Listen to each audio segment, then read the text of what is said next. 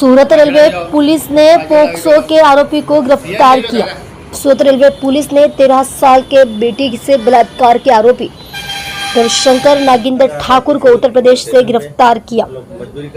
सूरत में लड़की के साथ बलात्कार करने वाला आरोपी को गिरफ्तार कर लिया गया है। आरोपी रविशंकर ठाकुर को उत्तर प्रदेश से गिरफ्तार किया गया है। लड़की और आरोपी सूरत में दिहाड़ी मजदूर के रूप में काम करते थे। रेलवे स्टेशन पर काम करते समय दोनों एक दूसरे के संपर्क में आए। दोस्ती का फायदा उठाकर आरोपी ने लड़की के साथ बलात्कार किया। वह रात में लड़की को एक झाड़ी में ले गया और बलात्कार किया। रेलवे पुलिस थाना में आरोपी के खिलाफ शिकायत दर्ज की गई है। सोता रेलवे स्टेशन के पास डाकघर के पास एक 13 वर्षीय बच्ची के साथ बलात्कार का मामला सामने आया है। सोता रेलवे पुलिस ने आरोपी बलात्कारी रविशंकर नागिंदर ठाकुर को उत्तर प्रदेश के भदोही जिले से गिरफ्तार किया है। इस घटना में शिकायतकर्ता बेटी सोनगढ़ में रहती थी। माता पिता से झगड़े के बाद शिकायतकर्ता बेटी सूरत भाग गई। शिकायतकर्ता बेटी और आरोपी दोनों रेलवे स्टेशन पर दिहाड़ी मजदूरी के रूप में काम करते थे। 13 वर्षीय बेटी से बलात्कार। इसी दौरान दोनों एक दूसरे के संपर्क में आए और दोनों के बीच दोस्ती हो गई, लेकिन आरोपी ने दोस्ती का फायदा उठाकर शिकायतकर्ता बेटी को रात के समय रेलवे स्टेशन के डाकघर के पास एक झाड़ी में ले जाकर उसके साथ बलात्कार किया। आरोपी ने जुलाई से अगस्त के महीनों में बेटी के साथ कई बार बलात्कार किया। इस मामले में बेटी ने अपने परिवार के साथ 2 दिन पहले रेलवे पुलिस स्टेशन में आरोपी के खिलाफ शिकायत दर्ज कराई थी। फिलहाल आरोपियों के खिलाफ आगे की कार्यवाही शुरू कर दी गई है। आप देख रहे हो MPS 24 live news channel Parasmal Prajapati के साथ। गई तारीख 14/9 ના રોજ 14/9/25 ના રોજ અમારે ત્યાં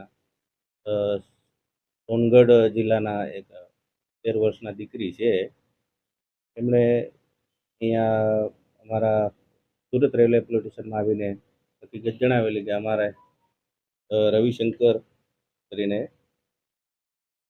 જે છોકરો છે એણે મને ગયા જુલાઈ મહિનાથી લઈને ઓગસ્ટ મહિના દરમિયાન મારી સાથે રેલવે સ્ટેશન પાસે જ્યાં પોસ્ટ ઓફિસ છે એની નજીકમાં જે અવાવરું જગ્યા છે ત્યાં લઈ જઈને અવારનવાર રાત્રે મારી સાથે દુષ્કૃત્ય કરેલ છે એવું જણાવેલું, જેથી અમારા આઈજી મેડમ છે પરીક્ષિતા રાઠોડ મેડમ અને અમારા જે એસપી સાહેબ છે અભય સોની સાહેબ, તો તેઓની સૂચના મુજબ કે નાના બાળકો હોય, એકલી સ્ત્રી હોય, કોઈ પણ એવાને કોઈ અન્યાય ન થાય, એમને કોઈ ભોગ બન્યા હોય તો એમને તાત્કાલિક ન્યાય મળે એવી કડક સૂચનાના આધારે અમે એ બાબતે તપાસ કરતા ખરેખર જે ફરિયાદી દીકરી છે એ ભોગ બનેલ હતી અને એમની પાસે એ ફરિયાદી પાસે એક રવિશંકર નામના છોકરાનો મોબાઈલ નંબર હતો, જે આધારે અમે ફરિયાદ દાખલ કરેલ છે અને ફરિયાદીના કહેવા મુજબ આ જે આરોપી છે એ છેલ્લા 2 મહિનાથી એને અવારનવાર આવી રીતે દુષ્કર્મ કરેલ હતું. આરોપીની શોધખોળ કરતા અમને આજે આરોપી મળી આવેલ છે અને એની કાયદેસરની કાર્યવાહી કરી પૂછપરછ હાલમાં ચાલુ છે.